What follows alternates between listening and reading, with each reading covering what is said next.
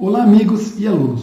Hoje eu volto para tratar com vocês de uma das características do inquérito policial, que é ser ele sigiloso. Então, inicialmente, nós temos a previsão no artigo 20 do Código de Processo Penal que estabelece: a autoridade assegurará no inquérito o sigilo necessário à elucidação do fato ou exigido pelo interesse da sociedade. Então percebam que, em regra, o elemento surpresa ele é essencial para assegurar a eficácia das investigações. Agora, por vezes, é possível que a publicidade ampla e geral possa ser útil às investigações, como, por exemplo, a divulgação de um retrato falado do suposto autor do fato. Então, portanto, observa-se que a viabilidade da publicidade vai variar de acordo com o caso concreto. Então, o sigilo do inquérito ele pode ser classificado em sigilo externo, que é aquele que deve ser aplicado aos terceiros desinteressados, em especial à imprensa, com o intuito de serem evitadas condenações sumárias pela opinião pública, com a publicação de informações precipitadas que muitas vezes não se sustentam na fase judicial. Mas o sigilo também pode ser interno, que é aquele imposto aos interessados, ou seja, à vítima, ao investigado e ao seu advogado. E a primeira pergunta que surge é: a quem não se aplica o sigilo do inquérito policial? Então, primeiro, não se aplica o sigilo do inquérito policial tanto ao juiz como ao Ministério Público, até porque eles serão os destinatários do inquérito policial. Portanto, para eles não se aplica o sigilo do inquérito policial. Agora, a principal pergunta é: e o sigilo do inquérito policial aplica-se ao advogado? Neste caso, nós temos previsão expressa no artigo 7º, inciso 14 da Lei 8.906 de 94, que é o Estatuto da OAB. Eu vou projetar para vocês tanto a redação antiga como a atual redação do inciso 14. Então, dizia o inciso 14 que são direitos do advogado examinar em qualquer repartição policial, mesmo sem procuração, autos de flagrante de inquérito, findos ou em andamento, ainda que conclusos a autoridade, podendo copiar peças e tomar apontamentos.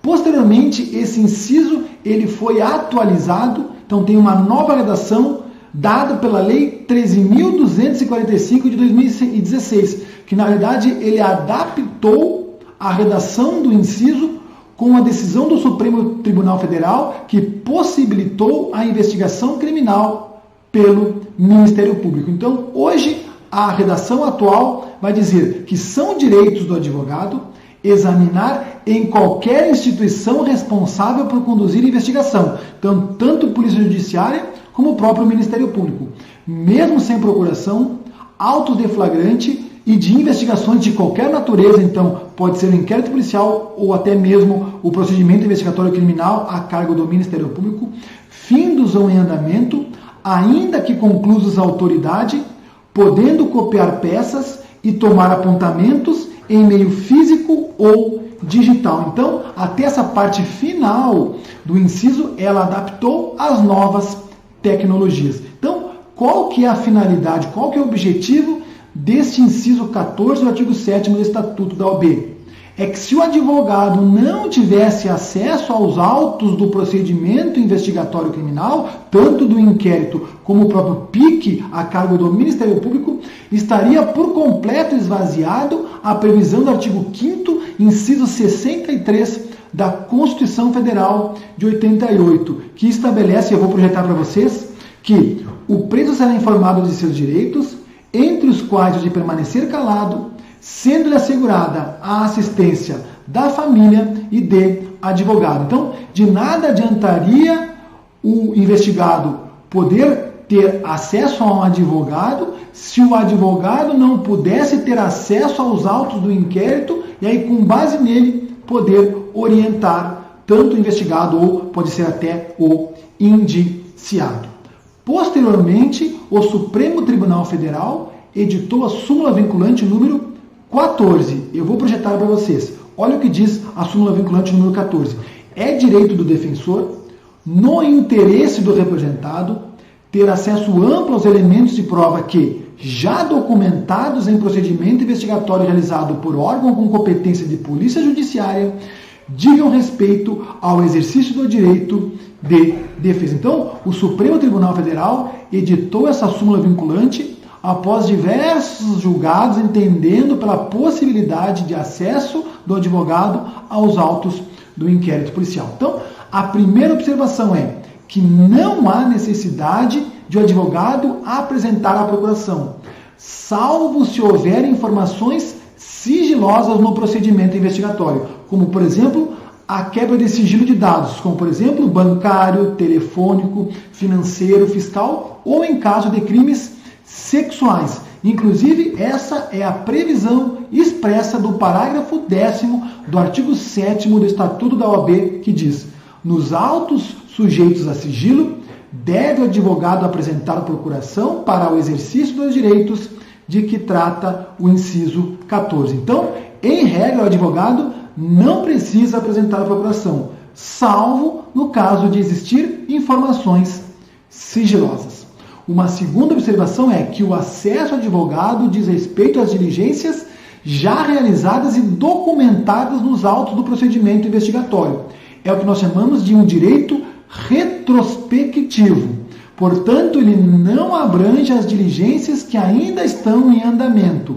Então, é um sigilo interno parcial. Então, por exemplo, no caso de uma interceptação telefônica, por óbvio, o advogado não terá acesso. Agora, terminada a interceptação telefônica e documentado nos autos do inquérito, aí sim é que o advogado terá acesso, então, às transcrições das conversas interceptadas. Isso também tem previsão expressa no artigo 7º, agora no parágrafo 11 do Estatuto da OAB, que vai dizer: no caso previsto no inciso 14, a autoridade competente poderá delimitar o acesso do advogado aos elementos de prova relacionados às diligências em andamento e ainda não documentado nos autos, quando houver risco do comprometimento da eficácia, da eficiência ou da finalidade das diligências. Então, somente após ser encerradas as diligências e documentadas nos autos é que o advogado terá acesso.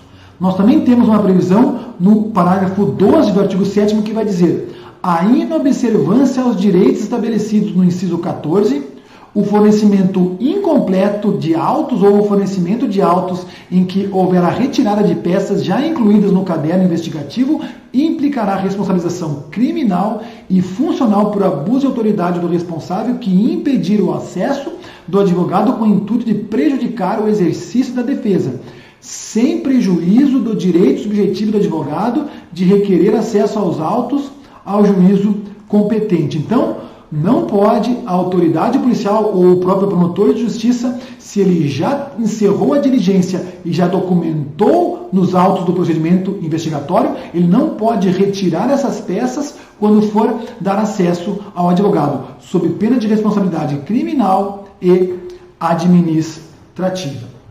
Em relação à Defensoria Pública, essa prerrogativa tem previsão expressa na Lei Complementar número 80 de 94, no artigo 44, inciso 8º, que vai dizer: são prerrogativas dos membros da Defensoria Pública da União examinar em qualquer repartição pública autos de flagrante, inquéritos e processos, assegurada a obtenção de cópia e podendo tomar apontamentos. Por óbvio, né, pessoal, que nós devemos, então, interpretar esse artigo hoje inserindo também os procedimentos investigatórios criminais a cargo do Ministério Público.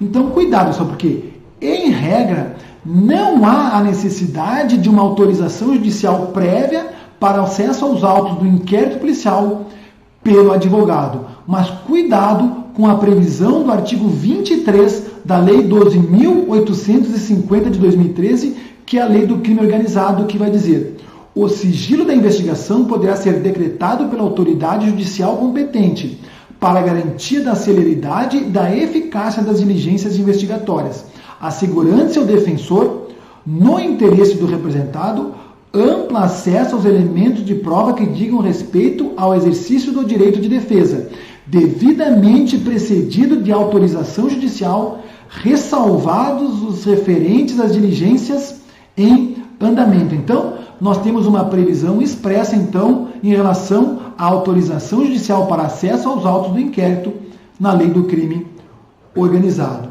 E o juiz também, em outros casos, ele pode decretar o sigilo de justiça do inquérito, para que informações não sejam partilhadas com a empresa. Então, com a imprensa, de forma a blindar a vítima no que tange a sua intimidade, a vida privada e a família. É a previsão expressa do artigo 201, parágrafo 6º do Código de Processo Penal, que vai dizer: o juiz tomará as providências necessárias à preservação da intimidade, vida privada ou à imagem do ofendido, podendo inclusive determinar o segredo de justiça em relação aos dados, depoimentos e outras informações constantes dos autos a seu respeito para evitar sua exposição aos meios de comunicação. E a pergunta que pode surgir é: e se o juiz decretar o segredo de justiça do inquérito, o advogado terá acesso aos autos? A resposta é sim. Aí pode surgir uma indagação. Tá, mas então qual seria o objetivo de o juiz decretar o sigilo do inquérito policial, pelo menos em relação ao advogado do investigado? A única diferença é que, quanto ao advogado, se o juiz decretar o segredo de justiça, obrigatoriamente ele terá que apresentar a procuração para ter acesso aos autos do inquérito policial. Mas o acesso ao inquérito, desde que ele tenha a procuração, não poderá ser proibido. E no caso de negativa de acesso ao advogado do inquérito policial, então, tanto o delegado de polícia como o promotor não dão acesso ao advogado aos autos do inquérito. Quais são as medidas que o advogado pode tomar? Então, inicialmente, primeiro, o advogado, em seu nome, ele pode impetrar um mandado de segurança, pois ele tem o direito líquido e certo de acesso aos autos do inquérito policial, conforme nós já vimos que dispõe o artigo 7º, inciso 14 do Estatuto da OAB.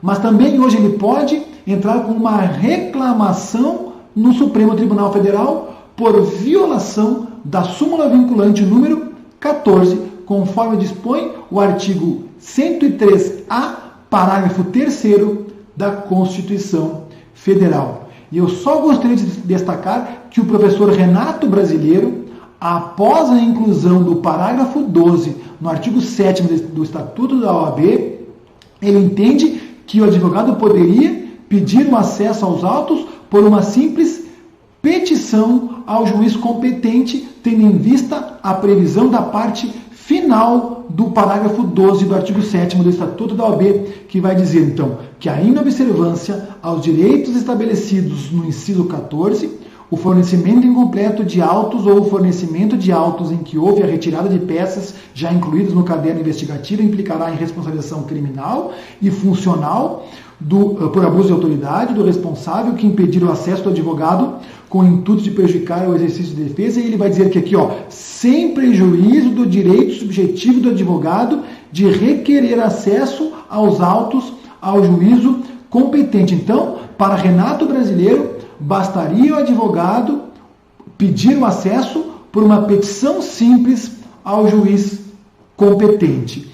E também pode o advogado, agora em nome do investigado, impetrar um habeas corpus, pois se o advogado não puder ter acesso aos autos do inquérito, isso pode resultar em um constrangimento à liberdade de locomoção do investigado. Então seria um habeas corpus profilático, porque há um risco à liberdade remoto, acidental ou difuso. Então poderia também, agora em nome do investigado, a impetração de um habeas corpus. E por fim, eu só gostaria de mostrar para vocês a previsão do artigo 9º da resolução número 181 de 2017 do Conselho Nacional do Ministério Público, então que aqui vai estabelecer as regras em relação ao sigilo do procedimento investigatório criminal a cargo do Ministério Público. Então, olha o que diz o parágrafo 1º do artigo 9º. O defensor poderá examinar, mesmo sem procuração, autos de procedimento de investigação criminal, findos ou em andamento, ainda que conclusos ao presidente, podendo copiar peças e tomar apontamentos, podendo copiar em meio físico ou digital. E também o parágrafo 2º, que vai dizer, para fins do parágrafo anterior, o defensor deverá apresentar procuração, quando decretado o sigilo das investigações, no todo ou em parte. E, por fim, a previsão do parágrafo 4º. O presidente do procedimento investigatório criminal poderá delimitar o acesso do defensor aos elementos de prova relacionados às diligências em andamento e ainda não documentados nos autos, quando houver risco de comprometimento da eficácia ou da finalidade das diligências. Então percebam que a redação do artigo 9º da resolução número 181 do Conselho Nacional do Ministério Público, ele praticamente é a mesma da previsão do Estatuto da OAB. Então, era isso que eu tinha para tratar com vocês no vídeo de hoje. Se vocês gostaram do vídeo, inscrevam-se no nosso canal do YouTube, ative as notificações para que vocês possam receber as informações dos próximos vídeos que serão publicados. Bons estudos e um grande abraço.